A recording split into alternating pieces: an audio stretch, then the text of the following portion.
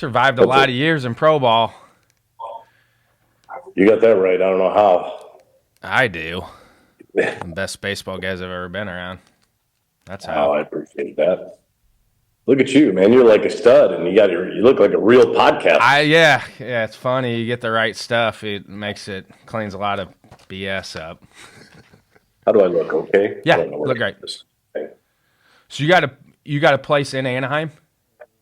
Yeah, I'm actually right in the parking lot. Are you So really? yeah, there's where the front of the place is. Yeah. This apartment complex is within walking distance, so it's kind of nice. We've had the convention out there a few times. We haven't been on the West Coast. I mean, since I've been working for the ABCA, just because the hotel costs. No, it's so But expensive. I think they're going to work with us in a couple places because that's our highest total of members is in California. Oh, But is it really? we can't get out there. Luckily, they're well traveled. They do a lot. But that's why I host mini clinics in the fall called Barnstormers. So Yeah. we're always somewhere in California. So I've been, Oh, that's in nice. 6 years, I've been to California quite a bit. We're going to Sacramento State this year. Oh, nice. Yeah, Go check it out. try to go between north and south every other year just to Yeah. give people a chance. But they're crazy out there. Like if we're in Southern Cal, we'll have coaches from Northern California fly down to Southern California for a 1 day event. Really? We were at Pepperdine last year. That's first time. I Malibu. just met the Pepperdine coach the other day. He's awesome because He seemed like a he really- caught in the bit. Yeah, Tyler Latore. He's a great guy. Our pitching coach, Barry Enright, told me that Yeah. actually Shane Lux, the guy who's their AAA pitching coach here, he goes, "You're not going to believe this, but this guy's your biggest fan." I'm like, "Man, what's wrong with him?" He said he was a catcher, always tried to grow Fu Manchu, and now he's freaking coach at Pepperdine. I'm like, he's probably making 10 times more money than I'm making. I know Shane because Shane Yeah, Shane's scouted good for a people. while. Yeah. Shane's a really nice guy. He came over when Barry Enright came over, so he plucked him from Arizona, and you got to have a good working relationship with your pitching coach in AAA. That's for sure. I met him at Pitchapalooza like 2018. Nice. I'm sure there's a lot of those guys are really smart when it comes to the pitching and the pitching mechanics. Yep. I'm kind of an old school conventional guy when it comes to pitching mechanics, which is completely opposite than what I do with the catching mechanics. But it's funny just listening to them. They're at a whole nother level. Yeah. Like thinking about how they taught like people that are the one seamer basically or the splinker is because they're a supinator rather than a pronator. It's stuff we never even thought about. No. Back in the day, just The grab the slow-mo ball. cameras help with all that stuff too, and It really the does. tech that's out there, it's crazy. The tech is nice, and Hawkeye, what we use in the big leagues, is so good. And we got all the slow frame cameras, high speed cameras, every angle you can possibly get. We got a new pitching lab that does everything, and it's like, holy cow! I don't even know. You step into another dimension sometimes. Yeah, I interviewed JJ Piccolo earlier, at GM of the Royals, and he talked about Hawkeye because I asked him, I'm like, hey, in the last 5 to 10 years, what's been the best tech that's come out? And he's like, for us, Hawkeye, just because it tells a story about the entire field. Yeah, and there is an AI element in there that you can kind of teach it what you want, and then it can kind of evolve some of the information that you're trying to get. I'm not as great, and I'm sure JJ was probably way better, but the stuff that I need, the way the ball spins, the height side release, all the fun stuff when it comes to how we're going to locate pitches or how we're going to sequence pitches, I'll let the other guys do all the funny stuff. Here's Sal Fasano, Angels working with pitchers and catchers now, but's been in professional baseball since 1996 as a player until 2009, and then coached the minors from 09 to 14, and then has been with the Braves last 10, 11 years, but now with the Angels. So, Sal, thanks for jumping on with me. Of course, Ryan. Happy to be here, buddy. We go way back, way back, but congrats on your new role and also the start that you guys are off to. Well, thanks. It's kind of nice to come to a new place and learn some new faces and have a little success early. It's a lot easier to get buy-in when you have success than when you're trying to struggle for survival. Being with the Braves for as long as you is, how has it been coming to a new organization? Well, it's actually been a really easy transition. Obviously, you start at the top with Perry Manassi, and Perry and I worked together in Toronto. We worked together in Atlanta. He actually is the one that hired me in Atlanta.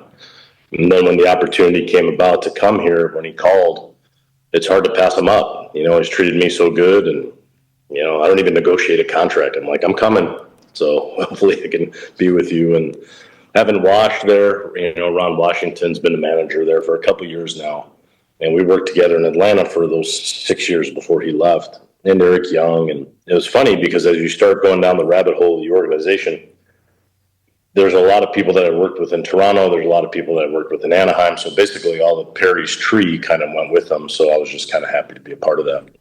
Now, I was thinking about this yesterday. What if you hadn't been drafted and signed with the Royals? What do you think you'd be doing right now? Oh gosh, I'd probably be a carpenter framing some freaking house somewhere. Be in Hoffman Estates.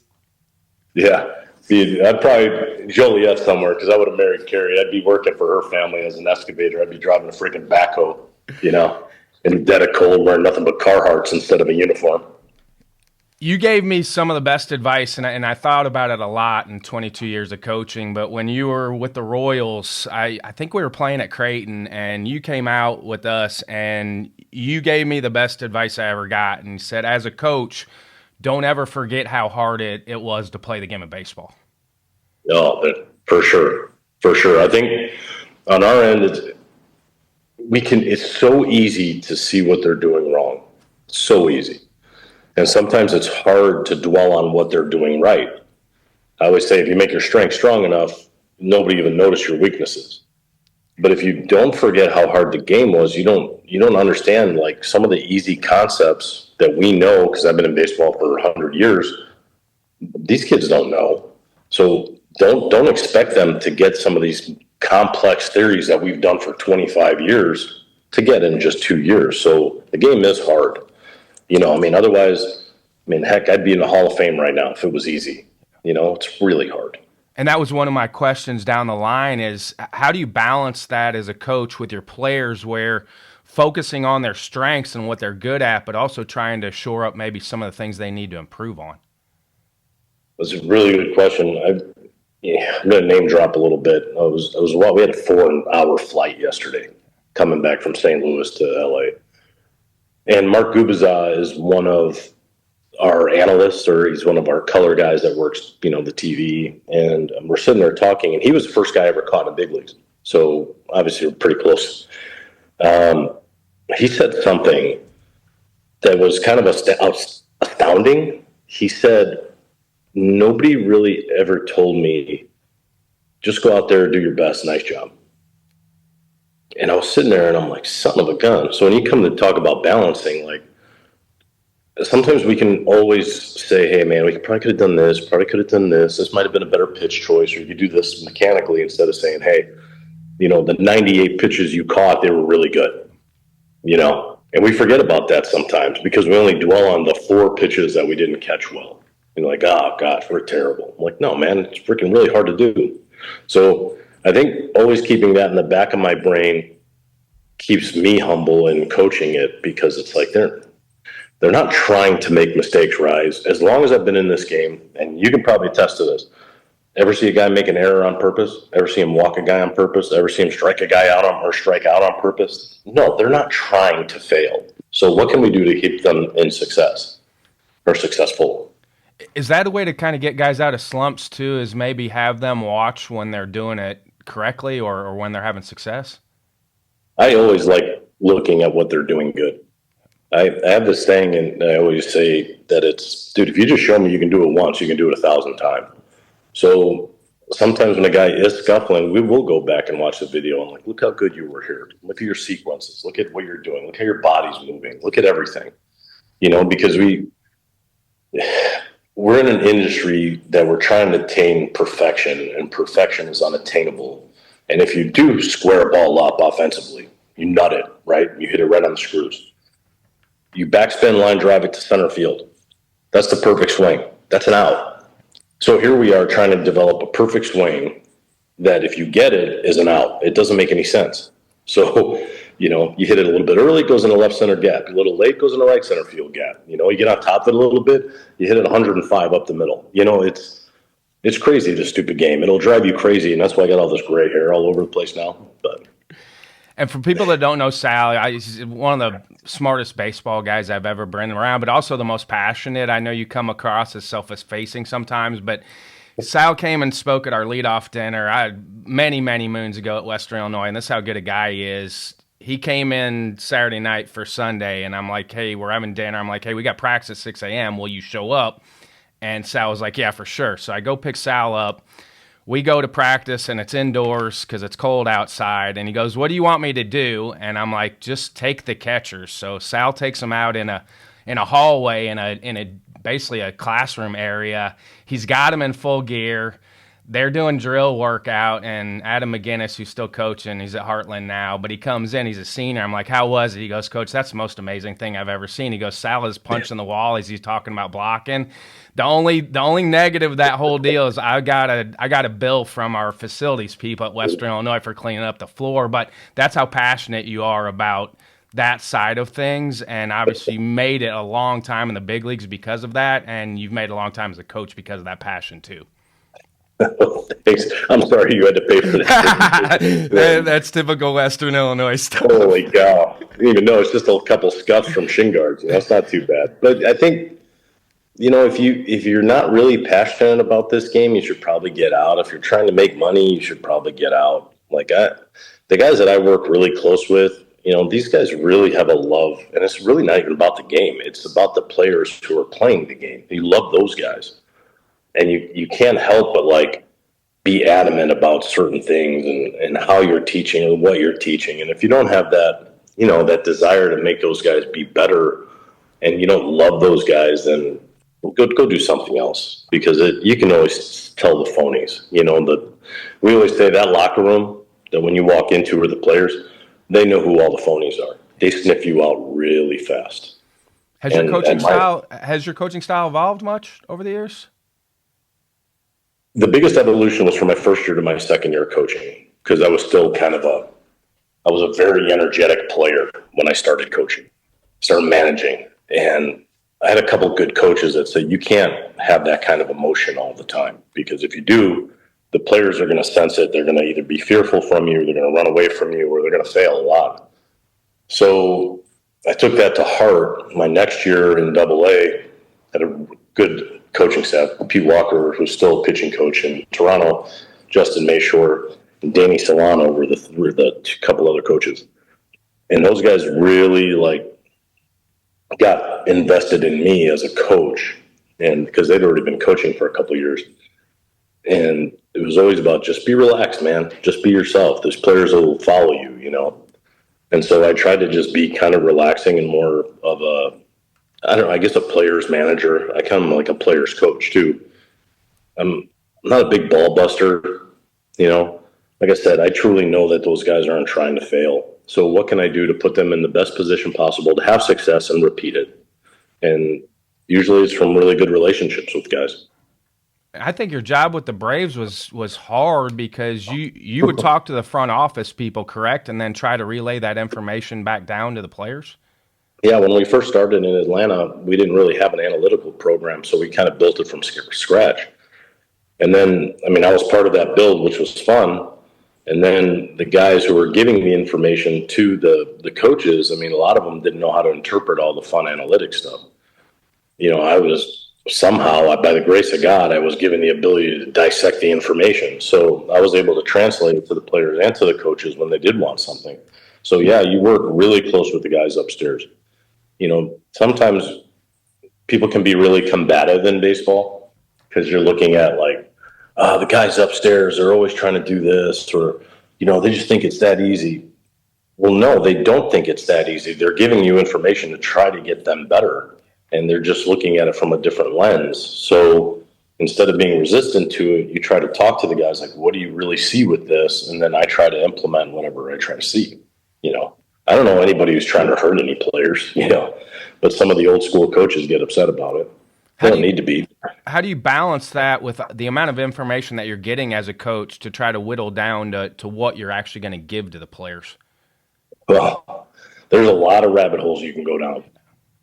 I always say it's kind of like a conspiracy theory, right? You got all these different things you can go through. You got to find some nuts and bolts that actually you can apply. And once you start figuring out what's good, what's bad, what's fluff, it's easier to siphon through it all, and you can basically get to the nuts and bolts. Maybe it's a grip thing, or maybe it's really how you hold your target, or whatever part we're talking about. But whatever you can do to simplify it, because that's the biggest thing, is information can be complicated and people learn at different rates. Obviously, you're in college, and people who watch your show are all in college. I have an artistic mind, so I'm better with crayons and marker than I am with a computer. Now, do I know how to use a computer? Yes. But I also know that there's other guys out there that don't know how to read the computer or understand it. So I try to translate it to whatever my audience needs. So with Logan O'Hoppe and Travis Darno, they're very visual learners. So I have to do a lot of sketching and show them lanes, where when I had Sean Murphy, Sean was a big reader, and I could actually like write out programs or whatever I wanted for him, and he would understand that. So it all depends on what your audience needs. I mean, how much different is the path to the big leagues now than when you got there?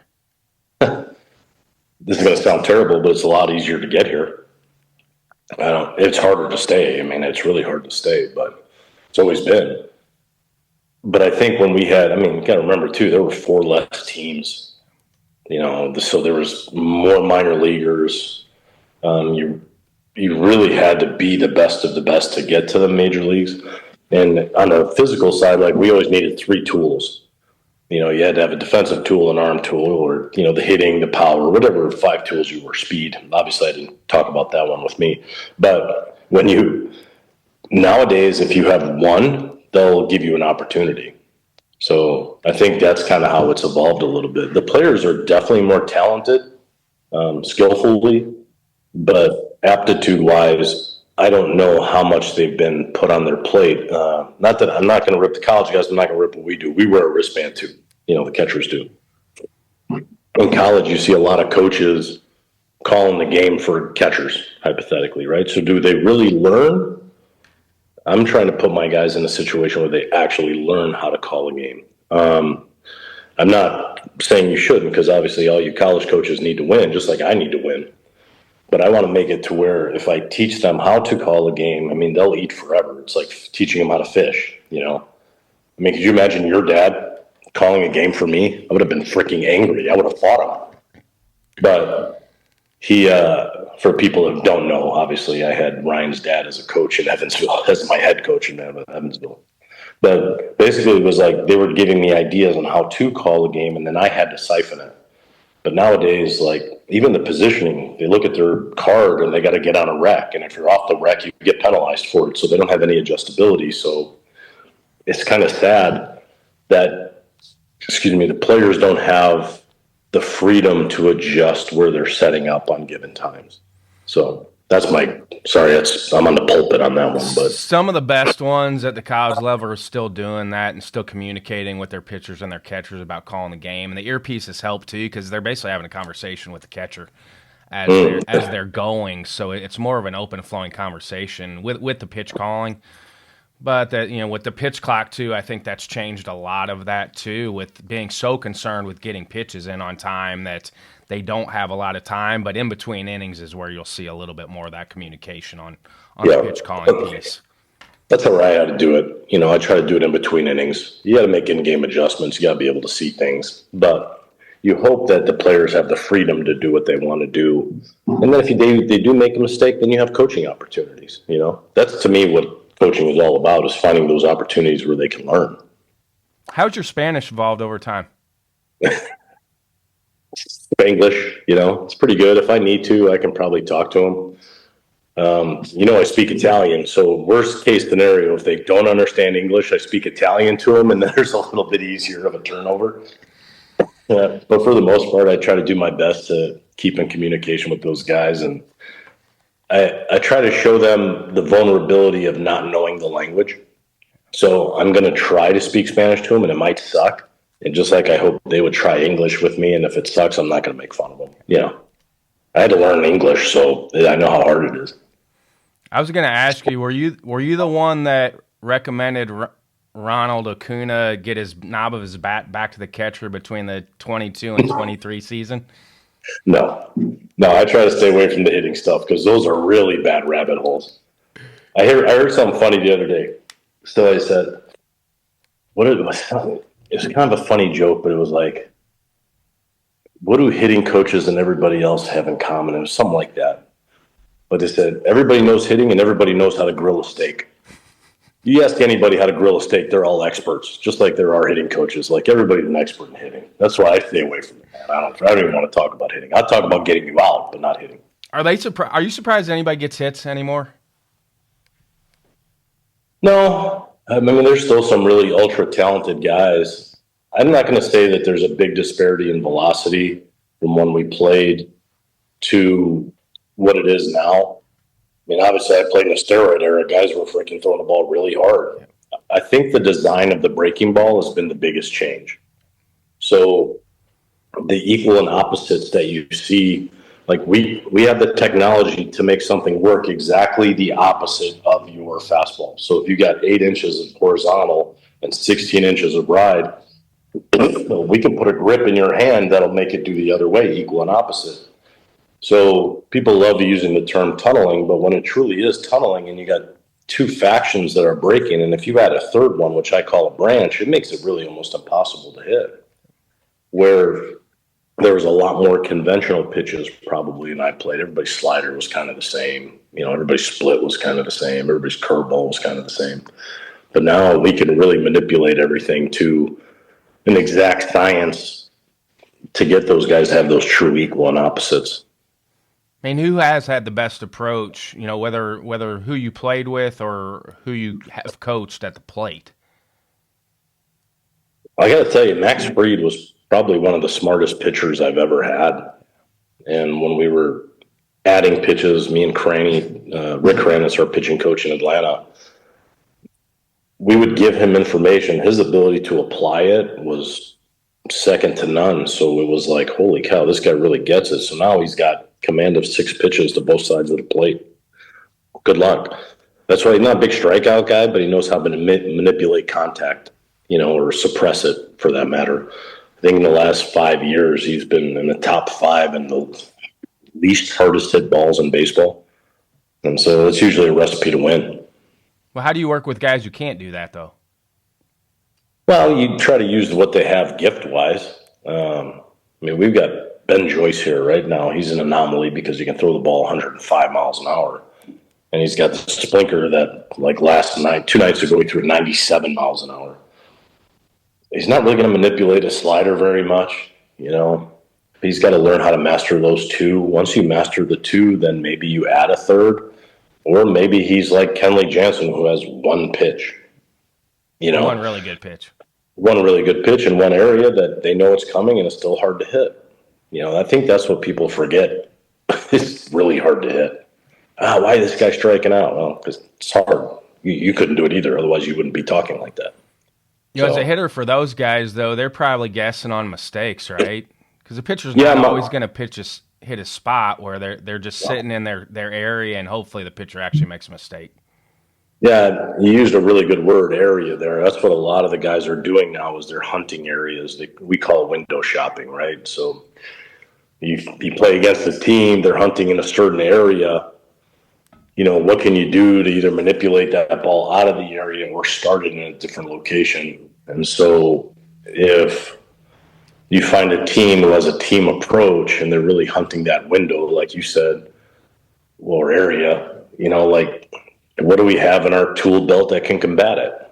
And so that's the chess game that I love so much. What are they looking for? How can we do it? Because the swing really doesn't change very much. Where they're looking changes and how we can affect their timing. I've never gotten a guy out because of a swing. I've gotten a guy out because of their timing. I don't know other people might differ, but that's what I think. You said you were an athlete. Were an athlete.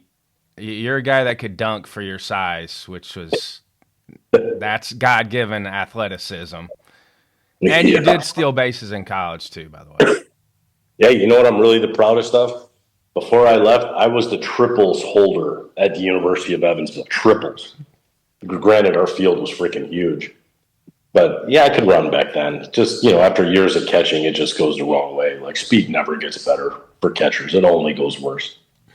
And I got to watch you catch a lot. Very flexible, sat low.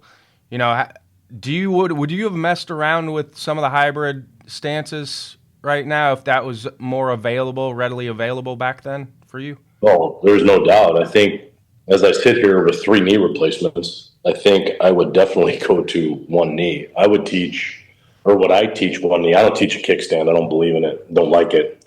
I actually think it's bad for your labrum in your hip. But the conventional one knee that we used in Atlanta that we helped design, pretty proud of that, actually. Tyler Flowers, when I got with him, we talked a lot about it, and we kind of morphed it into a technique that we used. And we had a lot of success. There was no knee injuries, no leg injuries. So I was really pretty excited about the success that we had with that. I'm trying to teach the guys here that, but that's not really my full job, is to be the catching mechanics guy. But, something that I'd love to try to explain to guys. I think it just helps your life. I'm not going to be able to squat probably the rest of my life. And I loved catching. Now when I can play catch, and then when they come close, I got to be like, hey, man, can you get down? Because I can't get down. I feel terrible. Then again, I really don't want to squat for Ben Joyce because he might break my freaking hand. My eyes aren't as good as they used to be either. So. And also with the glove patterning stuff, as much movement there is there pre-pitch, how have you adjusted with that over time too?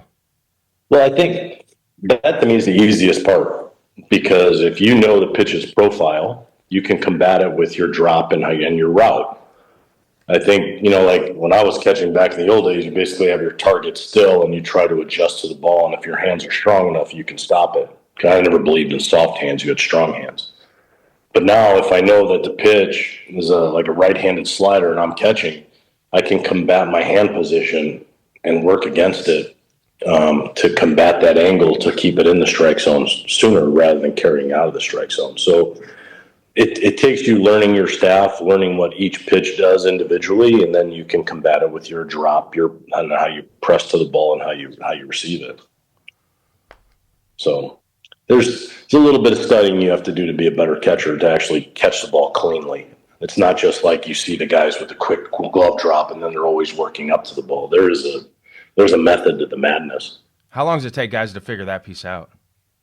Well, I think spring training is huge. Like those 7 weeks when you're really getting a chance to know somebody, you're catching their sides, you're catching them in game, you understand what the expected miss is, you kind of can pattern what the balls are doing. And then usually about 2 months. So we need all of spring training. We need every day of it just to get to know those pitchers. But it's really hard. I mean, you can go out there blindly. How many tryout camps have we gone to over the years where we watched catchers? And we judge them pretty harshly, as well we should, because it's a hard position. But if you've caught 5 pitches and you haven't made the adjustment to his heater yet, you got issues. You might not be but you have a guy.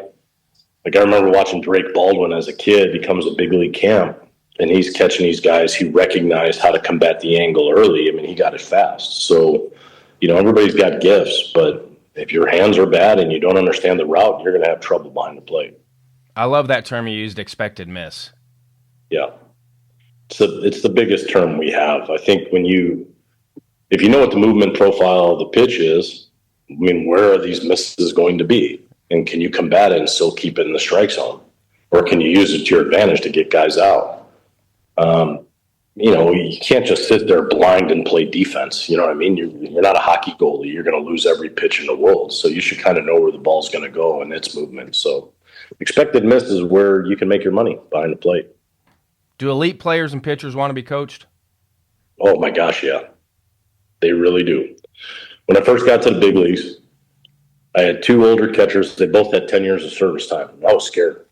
I was like, oh, man, this is my first year in the big leagues. And I got Tyler Flowers and Kurt Suzuki, who are both 10-year vets that are getting towards the end of their career.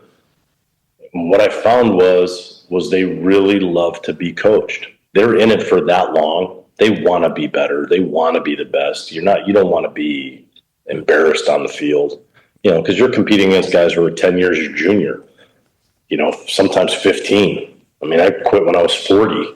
I'm like, man, I'm trying to compete with 23-year-olds. If you had something to give me, please give it to me. I could really use it, but those guys made it really easy for me to share information and give them information, and they loved it. And then they also were honest. Hey, this might not work. It's okay. I can give you something else, So I think older players love information. They love being coached. So What about trying to help rookies adjust to the big league level? that's the hardest. That's basically you're trying to get what's going on in between their ears. Most young players don't have a good organizational thought. You're playing second base. You did it. You understood what your pre-pitch routine was. You understood the situation. You understood what the hitter was trying to do. You understood what the pitcher's trying to do. So you're going to make an educated guess on where you're going to go, where the ball's going to be. A lot of times the game is really fast for kids and they're not thinking about it at that level. So you try to teach them how to organize their thought so they can have a good pre-pitch, so they can make correct decisions.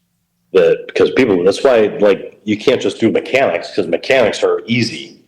Okay, you're doing this wrong. Okay, why? Why are you doing it wrong? And so it's always like, got to get your mind right before you execute the pitch or the play or the hit or the swing. So it's a good question.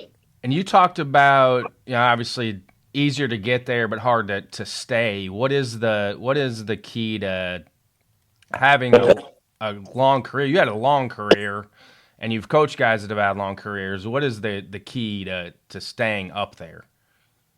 Well, it's funny. It does sound cliche, but it's consistency. If you get picked up by a team and you're not consistent, they're going to get rid of you. If you make the same bonehead plays you always make, they're going to get rid of you. If you can't execute, just a simple bunt, or you don't understand how to go first to third, people will get rid of you. I always say, if you strike out, you get called up, you strike out, they'll give you another chance. Or if you're a pitcher, they call you up and you walk a guy, you'll get another chance. You make something fundamentally wrong with an older manager like Wash, or when I played the Joe Torres or the Mike Sochas, you're gone. But now guys will get those opportunities and they don't have that consistency, or they make really, really dumb mistakes, which we consider dumb. It's not dumb, but the tolerance is short, because they've got somebody else who's just as talented as you in AA. They'll give him a shot because he's cheap. So it's harder as a veteran player to stay if you're not really consistent in what you do. That's why there's a lot of turnover now. It's actually kind of sad, because there's a lot of good players that are out there that don't have a job.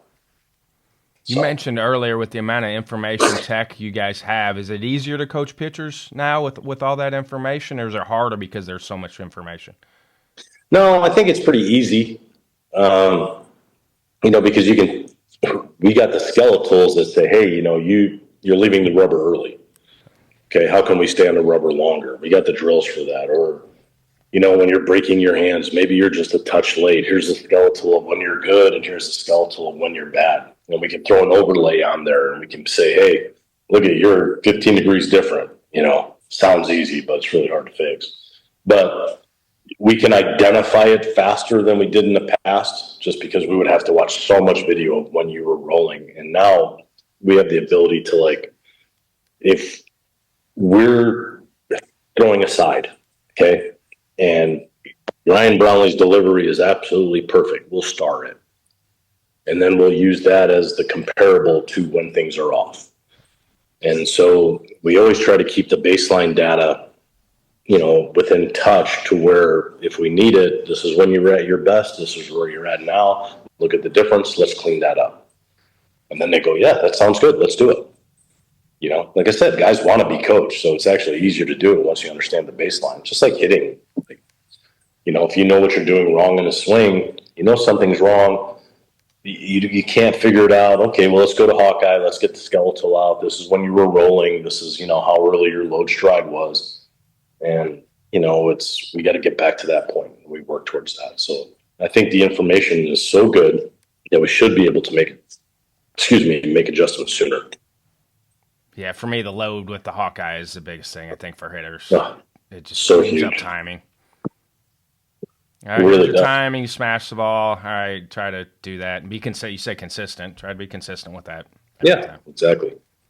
Sorry, I'm a little under the weather. Sorry So for am the I. stuff. Mine's pollen. Yours is time change, but mine is pollen out here. We have a lot of youth coaches that listen in. So if you're going to start from scratch with a catcher, where would you start? Finding a comfortable setup. People always talk about catching. They always want to talk about the hands or blocking or throwing. Every fault I've ever seen in every catcher has to do with their setup. If you're teaching a conventional way, which I still would if I had to go back in time and, you have a son and you send them to me and I'm going to teach them how to set up where they're comfortable and movable.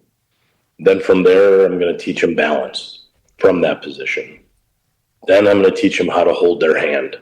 I think the biggest mistake, and I see it a lot of like either collegiate level or I see it at the amateur level, the really young kids.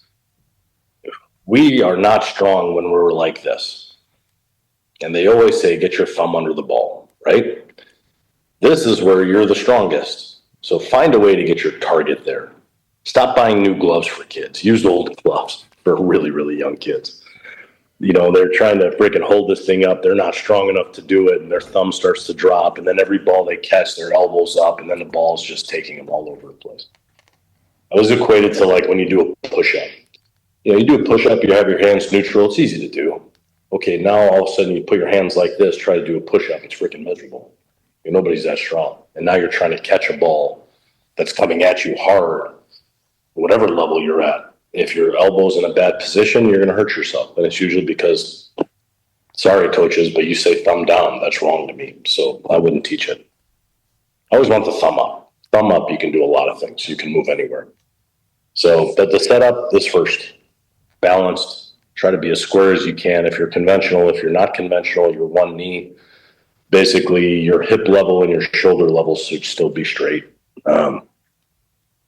The one knee stuff is kind of nice because like you could practice it just sitting watching TV for a half an hour. Just sit on one knee. It should be comfortable. If it's not, you're doing it wrong. So without getting into the actual mechanics of it, because that would take a little bit more time. I've seen you push a lot of guys, whether it's hitters or catchers, to allow them to feel if they're in a good, strong, balanced position. I've seen you push a lot of guys to reinforce. Oh, yeah. Yeah, I believe in it 100%. I think, the martial arts background helps, but when you understand true balance and it's dynamic balance where you freaking can shoot left, shoot right, shoot forward, shoot back, you're not just in a comfortable position. You're truly in a balanced position, which are two different things. Like, dude, I could just go to the couch right over there and sit down and watch TV and be comfortable. But am I balanced? If I'm balanced, I can do anything. So, I used to be a real jerk. I had a 7-foot PVC pipe I walked with everywhere I walked. And then when a kid got in their stance, I would put the freaking PVC pipe over their shoulders and I would make them sway, do moves, block from that position, just so they would learn to keep their shoulders square. I think how you use your feet are important. That's why when catchers are slow, it really hurts because if their feet are bad, they can't move, they can't block, they can't throw, they can't do anything. So understanding how to use the ball of your foot compared to getting rooted on your heel. If you get rooted on your heel, then your knee level gets too high. Sorry, this is complicated. But then they get stuck and they can't reach anywhere. If you can lower your knee level, it's a lot easier to keep your posture and then you can move forward. So. Are you still giving lessons in the off season? No, not too much. When's the last time you did it? I've had people fly in, like pro guys fly in or drive in, where they wanted a little extra work, and I would help them. I actually feel really bad charging kids information that I know. So I do too. I don't like charging. I have a hard time with it. So I was not a good businessman. When I had a facility for about 5 years, And the first 2 years, I charged $5 a head. The next years, I charged 10. So I was like, my wife's like, what are you doing? We got to make money. I'm like, I don't really care about money. I like baseball. So I'm an idiot. Injuries are kind of a hot button. I think they've always been a hot button topic. But what Always. are your thoughts with arm injuries? Well, I think there's a lot of things that contribute to it. I'm going to start with something really, really simple. When the kids are at the youth levels, are they having a catch or are they pitching when they throw? That to me is the biggest thing. Can you just throw, have fun, like just play catch, or do you always have to get in a pitcher's delivery and throw? That's number one. Number two, guys don't play multiple sports enough. In the Midwest, we're lucky because most of us were football players, basketball players, baseball players. When you start getting to the coasts, they've been playing baseball since they were 6 years old. Being athletic and allowing some of your body parts to rest is important. Nobody wants to rest anymore. I mean, we're guilty of it too. When on the pro side, we would go see somebody in February and, he's only throwing 92 miles an hour. It's freaking February. Like, what do you expect? So that stuff kind of bothers me a little bit. The lessons that people pay for, I mean, if they're not reputable, they can put a lot of people in a lot of harm. But somebody wants to make money, so they do it, and they want their best for their kid, and they're just not educated enough to go to the right place. So those are a couple of the things. I'm not 100% sold on all the heavy ball stuff that people are doing because, they pushed it to try to gain velo instead of using it as a recovery tool. And it's a lot of it. I mean, you see at the college level probably more, but on the minor league level, when I'm in spring training, we see the minor leaguers a lot. They'll use the heavy ball program without monitorization. So people aren't paying attention to their specific drills. They're just allowing them to do the drills. And what if you're starting to do something a little bit wrong? You're inhibiting some of your movement, and then you put yourself in bad position. All right, so that was like 6 things. Well, how come the Latin players don't get injured as much? Because by the way, they only play one sport down there. True, but I think. But they also don't, and they also train more. They throw more, but they don't throw off the mound as much. Right, they don't throw off the mound. They don't play as many games. Well, no. This has been a good topic of conversation over the last 3, 4, 5 years. Alan Jaeger, some other people that are interactive, and good interaction on social media with this, because everybody's like, well, they only play one sport. Well, their training is way different. They long toss a lot more, and they don't throw as much off the mound. Yeah, exactly right. I mean, I threw long toss all the time as a kid. I remember when we moved to a new house, Albert Einstein School, where I lived in Illinois, they had a 200-foot wall. They had 200 foot of easement.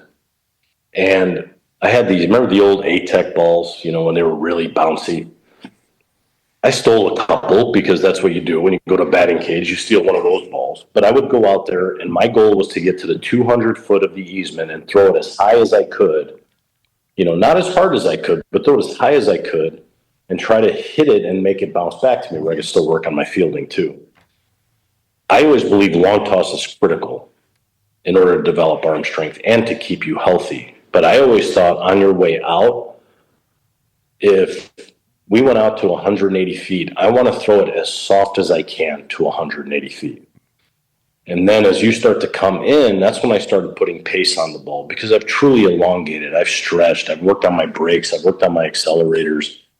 I think now we get to the point where we're throwing as hard as we can out and we're throwing as hard as we can in. And so there's no yin and yang. There's no balance. And to me, if you are in a good long toss program, I think it can help a lot. That's why Jaeger and those guys, they're ahead of the curve. But to me, just going out and getting a good stretch sometime is kind of like as good as getting on the bike and getting on it for 20 minutes where you just flush your arm rather than try to always work on the accelerators. I think it helps with command too. Oh, there's no doubt. I think the more you get a feel for the ball, the easier it is to command it. That's why I talked earlier about playing catch. Like when you play catch with different arm angles, you find stuff that works for you. And everybody's progression as a pitcher, everybody started like this. And as you get older, you learn to square your shoulders up. You drop your slot. But do you really drop your slot? No, because this is where I was. I just fixed my head and my T-spine and put myself in a more natural position. But that comes with time and development and refinement of a delivery. And, I don't know if it was right or not, but when I was a pitching coordinator, I tried to deconstruct the delivery. So, I wasn't a pitcher, so I had to look at it a different way. I actually recorded all their long toss. And I said, if this is what you're doing in your long toss, how can we turn that and incorporate that into your delivery? So instead of saying, this is your delivery, let's incorporate it to long toss, we went the other way. And so, the reason why guys went over their head and, trying to do their hip tilt and their shoulder tilt was because that was part of their long toss program. So it was easy. You got to get uphill to get downhill.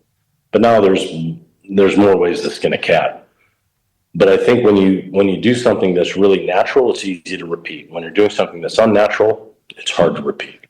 So that would be my really wish for the younger players to go out there, play other sports, be an athlete, but throw from different arm angles, like have fun, like think about how you threw the ball from second base or your brother.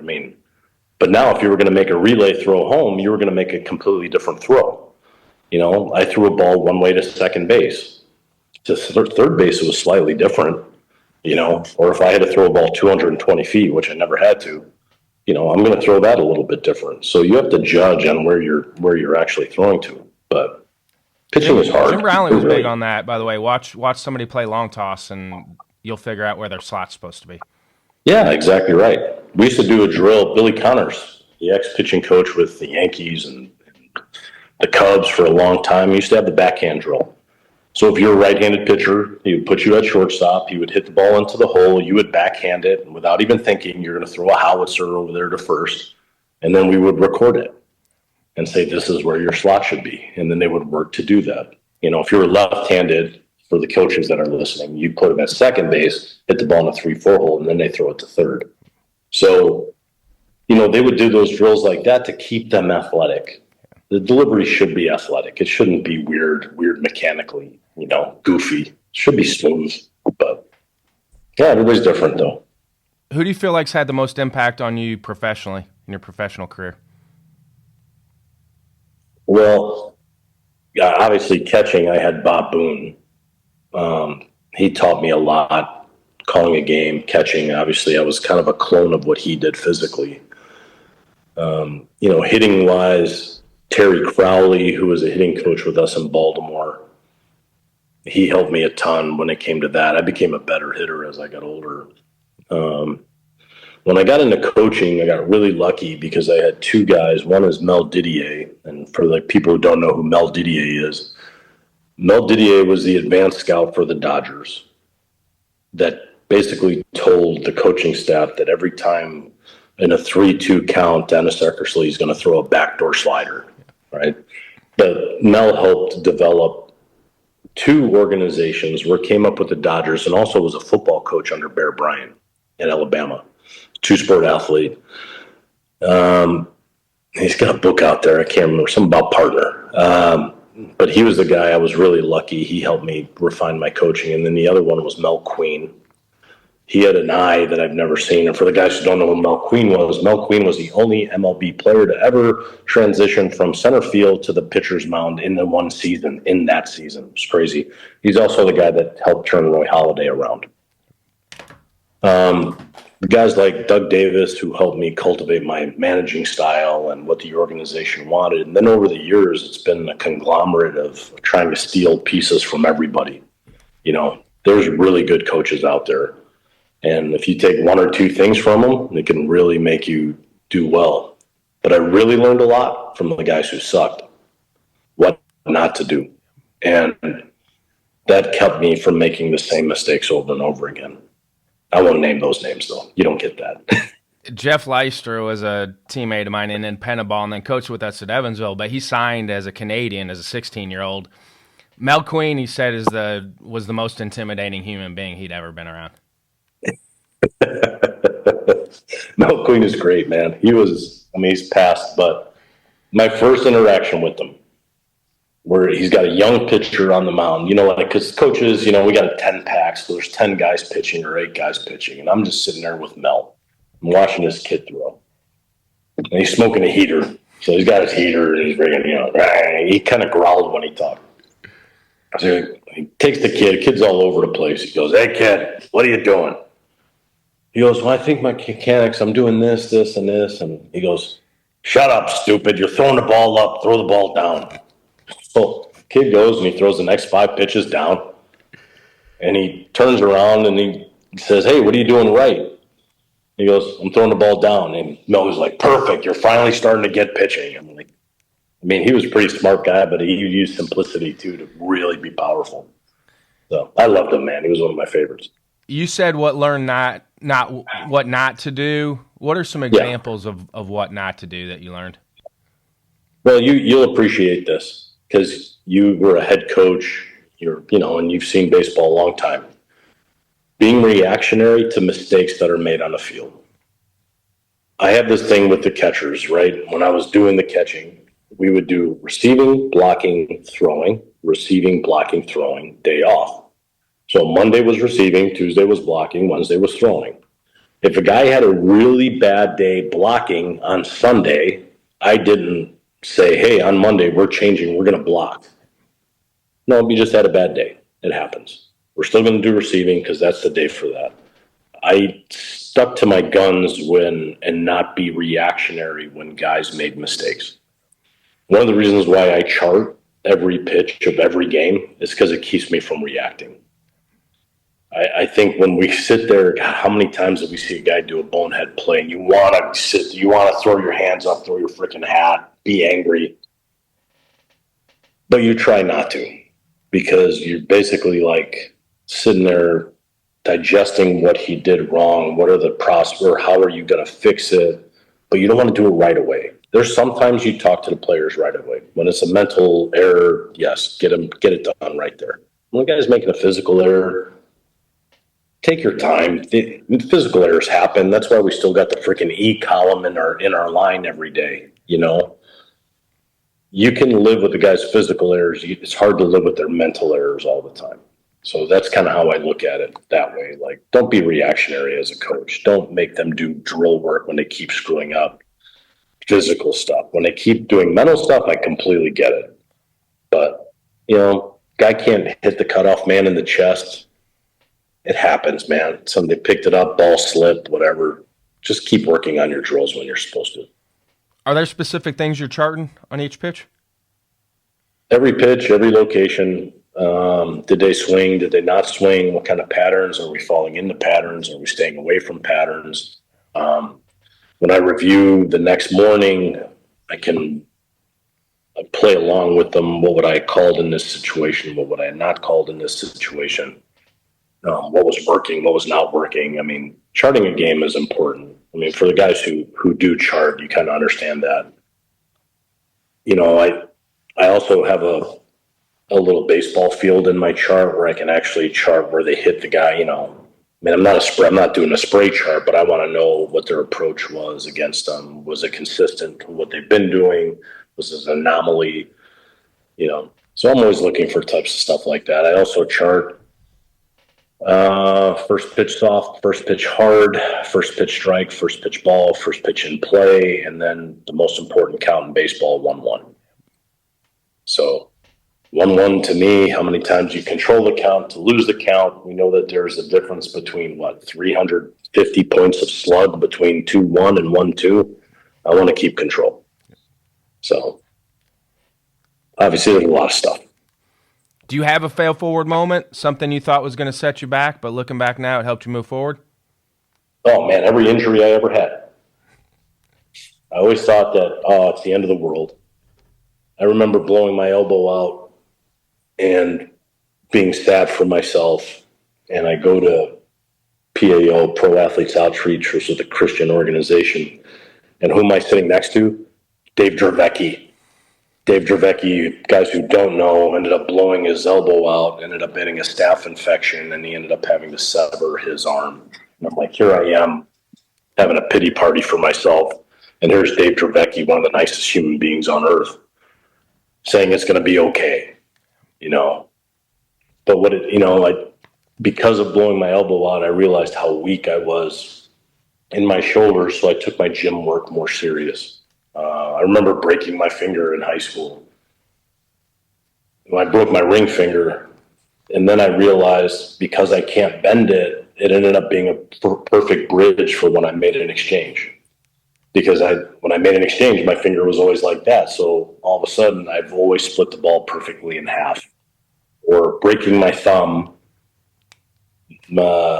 This is kind of gross, but basically I broke it in half and my thumb was over here and I reset it myself. And because of that break, it's a little awkward, but I learned how to tuck my thumb under the ball and I threw the ball harder.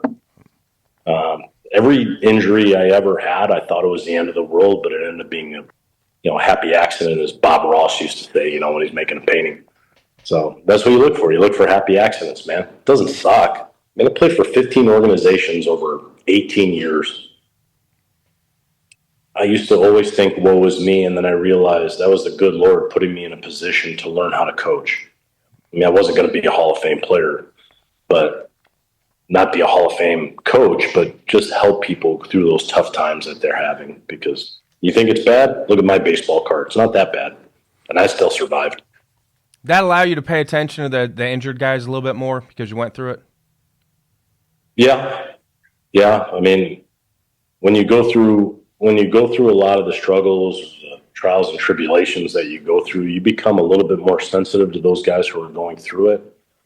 With some of the injury stuff, you understand the precursors, that why it would happen, and how you can prevent it. So, like I said, in all those happy accidents that happened, there was a lot of learning on my end. And it can either help me prevent injuries in the future, or it can help me, make an adjustment that it might take somebody 2 more months to see, or we're going to wait till he breaks. So all the fun stuff like that, it's really helped me throughout the years. How have you and Carrie been able to make it work this long? Oh my gosh, I don't know why she stuck around. She loves me. I don't know why. It's an anomaly for somebody that's been in baseball that long, and you guys are still together. It's a great story because it doesn't normally work out that way.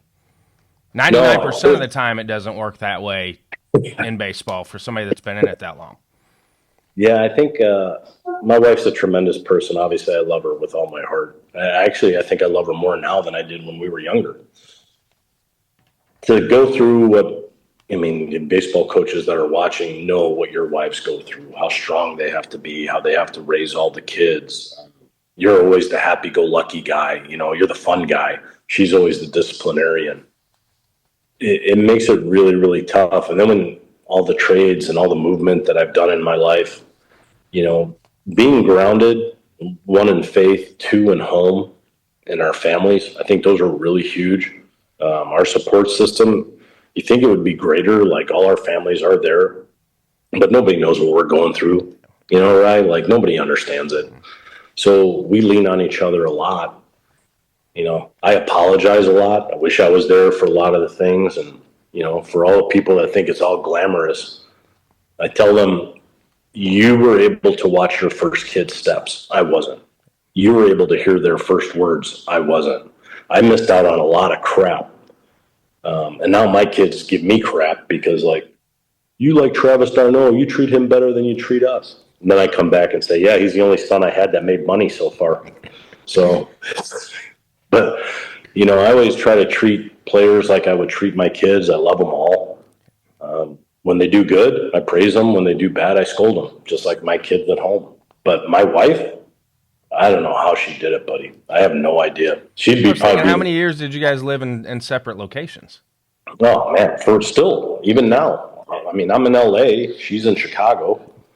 I talked to her twice already on the phone this morning because we had a day off. But it's like, man, we're never together. I can't wait for Santo to go through college, get to college, so we can be an empty nester and maybe be a family again. I really appreciate our time together now, except for the first 2 weeks. The first 2 weeks is really hard. because I'm in baseball mode, so my schedule's a little bit different, and she's already been mom, so I gotta takes me 2 weeks to get into her schedule. So, But it also took a us. great athlete in her own right, great volleyball player. Oh, I shoot, think about that too. Like she has that competitive gene in her too, where I think that makes it maybe not. It's never easy, but I think she understands what you're doing and what you've done forever because she's been in that mode. And she was very competitive. Yeah, she was, and I think because she was so goal oriented, she never wanted to hinder me with my goals. That's why she's a great supporting cast, like most of our wives are. Been very supportive. Like she saw how heartbroken I was when I just got fired from the Braves, and she saw how happy I was when I got hired, and she felt the same way. It's funny, we're so codependent on each other, even though we're so far apart that, man, I don't know if I could have done this life without her. You know, I'd be a fool to say I could, but I'd probably be a drunk heathen, you know. But I love my wife. I love my life, and I couldn't do it without her. That's for sure. What growing up in Chicago with two immigrant Italian parents do for you? Gave me work ethic. Um, my dad, to his credit, he saw me play a lot, but he was always working on 3 jobs at the same time. He was a carpenter. He was able to work a lot. My mom was a custodian, so she was always picking up after people. Like English was my second language. I had to work hard to learn to speak English. I sucked at school, but I found a way to end up getting to college. Still can't spell for the life of me. I don't know why. But the work ethic and I guess their tenaciousness, like when they did something, they were going to find a way to get it done. Like they didn't know the language, they didn't understand the culture, but they still found a way to survive. Raised 2 good kids, me and my brother Mike. And we're both pretty successful, and they only wanted the best for us. So I kind of look at that with my kids too. Like I want to work hard so they can be successful too.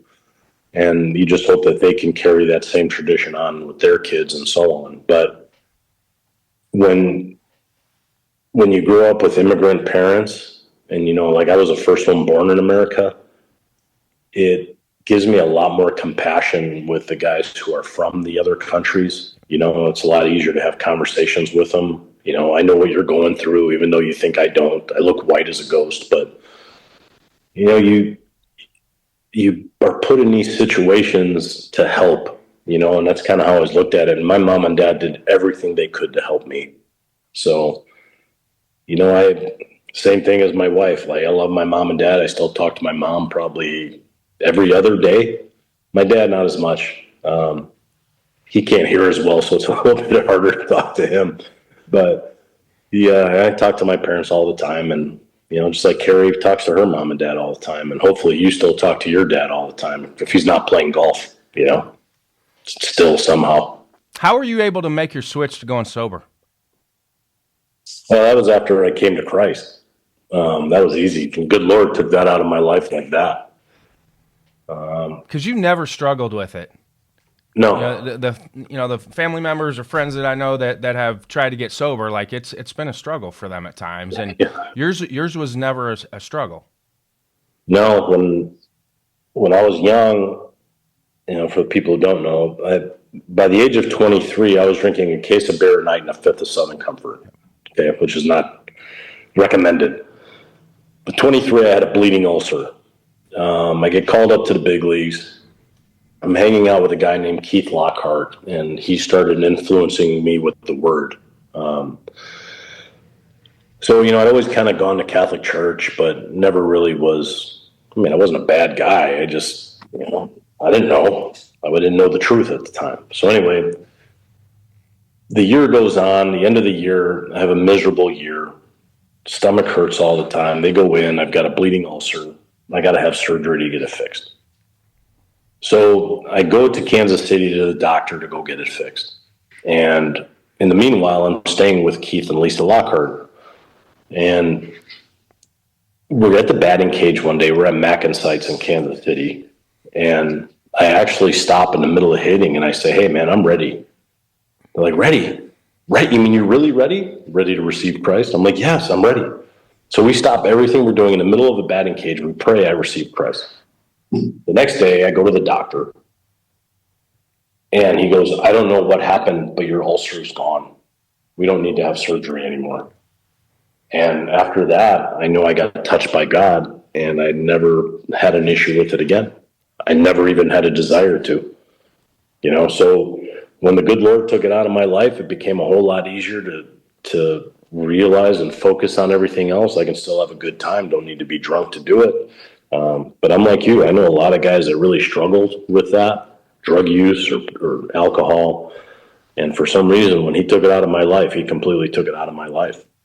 Because Which you're a is big great. help to me when luckily you and Carrie were dating. She was still at Evansville. You're a big help to me when you would come back and work out with us in the off season. And that was No, a I huge didn't know. help to me. You like guys like you, Brad Tyler, like you guys helped me more than anything get through one playing, but also having to play for my dad and brother. Like that, Oh you man, guys are a huge help to me with that, with yeah. handling all that. So Well, I appreciate it being with both of those two guys. I mean, I saw what Butch had to go through. I mean, that must have been miserable for him.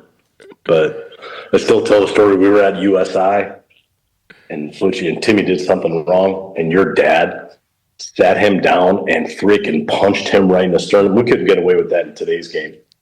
But I'm like, oh man, my dad would have done the exact same thing. I don't know if I could play for that. But we all know your dad. We all love him. But those hard lessons he gave us, man, turned us into pretty good players. yeah, people And from the outside that didn't play for my dad, they don't get it. A yeah, friend of ours in Evansville played for Bobby Knight, and he asks my dad all the time. He's like, "How do your guys that played for you love you?" Because it was hard on us, but he still had that soft side, and he's got it too. Like he has that soft side to him too. He's got both. no, yeah, there's no doubt. Like you knew, I mean, our generation was probably a little bit different than today's generation because we were always told if they're not hard on you, they don't love you. And your dad was so hard on us that we thought he loved us in spades. And he did. I mean, I talked to your dad almost a week ago, I think. He talked right before the season, wishing me good luck, and that means a lot. I go back to when I actually went to Evansville. Of all the schools that recruited me, and there were a lot, just, it was a good big league player. There was going to be a lot of people recruiting you. Your dad was the only one that hand wrote letters. And that meant a lot. There was something to that. And you could tell that there was care. And he was so passionate about us being really good players and good people, too. And that gets lost sometimes in the shuffle of, oh, I'm not playing. Woe is me. Heck, it was hard for me to sit a little bit. And then he realized and got smart and let me catch. But, What are some final thoughts before I let you go? that's really a good question. I think as a coach now, I don't enjoy watching the game because I watch it with coach's eyes all the time. And it bothers me because sometimes I just want to watch a game and just enjoy it, right? But I'm like, ah, man, they should have threw this pitch, or oh, he's doing this wrong. So I think about it more on the kids' side. The only time that I truly enjoyed watching baseball was when my kids played, and I always promised myself I wasn't going to overcoach them, and I would always take them out for ice cream after. So I was like, I just wanted to have fun with them, so they would just like love the game, whether they played it or not. And my kids now, they don't play it at all. They never really did, except for Ange. But enjoy watching your son play. If they fail, they're not failing on purpose.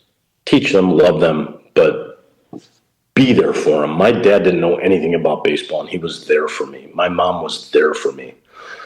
So if I can give anybody advice, be there for your kid. They need you more than you think. And they're going to be resistant and dicks, but they eventually turn around and go, man, Pops, I couldn't do it without you. So I don't know how many coaches or people that are listening can actually do that. But if you can, God Almighty, God bless you if you can just love your kids. Just love them. Don't be a coach all the time. Thanks for That's your time, it. Sal. Love you. Love you, my All right. friend. I love you too, Great buddy. seeing you. Yep. Thanks for having me so much.